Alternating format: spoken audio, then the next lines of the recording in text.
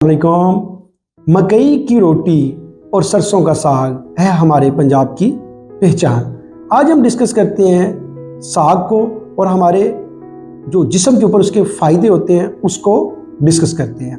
मैं हूं डॉक्टर सुहेल, आपकी सेहत का दोस्त, और आप देख रहे हैं मेरा वीडियो चैनल। अब बात करें कि अक्सर आते हैं हमारे पास मरीज़ जिनको शुगर होती है या ब्लड प्रेशर, दिल का मसला या मैदे का मसला।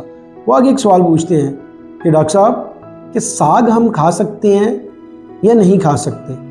तो हम इसकी बात करते हैं कि साग को अगर हम देखा जाए मेडिकली कि ये फूड कैसी है, तो हम इसको देखते हैं। साग एक सुपर फूड की तरह है, जिसे हम एक सुपर फूड कहते हैं, वो है।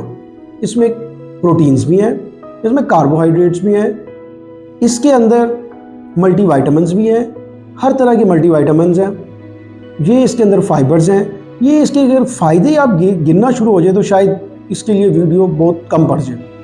साग का हमारे जिस्म के ऊपर एक बहुत ज़्यादा पॉजिटिव इफ़ेक्ट होता है, क्योंकि इसे खाने से हमारे जिस्म के क़ुव्वत मुदाफ़त ज़्यादा होती है, हमारा मैदा अच्छा काम करता है। ये इतने फ़ायदे हैं इसके कि शायद वही दोबारा जो पहले बात की थी कि आप गिनवाना शुरू हो जाए तो शायद वक्त कम पड़ जाए। लेकिन मरीज़ जो हमारे पास आ गए थे कि डॉक्टर साहब मैंने साग खाया लेकिन मुझे हज़म नहीं हुआ, इसकी क्या वजह है? जब हम देखा जाए बेसिकली हम लोग साग की सारी चीज़ों को ऊपर नीचे कर देते हैं।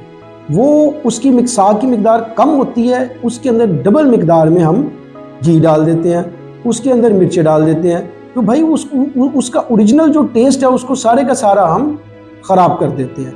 अगर आपने इसको इस्तेमाल करना है तो इसको प्रॉपर तरीके से इस्तेमाल किया जाए, जिसके अंदर कोशिश करें कि घी वगैरह कम रखा जाए, मिर्चें कम रखी जाएं। तो इस तरीके से इसको इस्तेमाल किया जाए ताकि इसके जो पॉजिटिव इफेक्ट हैं वो आपके जिस्म के ऊपर हो, ना कि इसको खाने के बाद आपको मैदे का मसला शुरू हो जाए या इसको खाने के बाद आपको कोलेस्ट्रॉल हाई हो जाए। तो लिहाजा आज की वीडियो के लिए इतना ही।